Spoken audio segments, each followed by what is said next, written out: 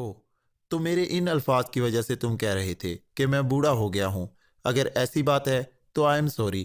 بہرحال مجھے یقین ہے کہ پاور لینڈ کتنی ہی طاقتور تنظیم کیوں نہ ہو، تمہارے مقابلے پر آ کر اس کا خاتمہ ضرور ہوگا، لیکن یہ تباہی اس طرح تو پاک ایشیا کو ناقابل تلافی نقصان پہنچے گا۔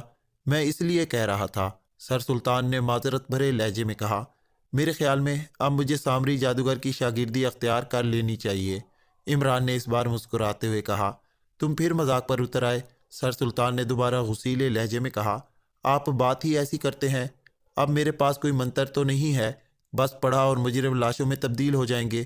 ظاہر ہے سیکریٹ سروس کام کرے گی، مقابلہ ہوگا، اس کے بعد جو صورتحال ہوگی۔ عمران نے کہا، ٹھیک ہے، میں صدر مملکت کو بتا دیتا ہوں کہ ایکس 2 نے کیس ہینڈل کر لیا ہے، مجھے یقین ہے کہ وہ مطمئن ہو جائیں گے۔ گڈ بائے، سر سلطان نے کہا اور اس کے ساتھ ہی رابطہ ختم ہو گیا۔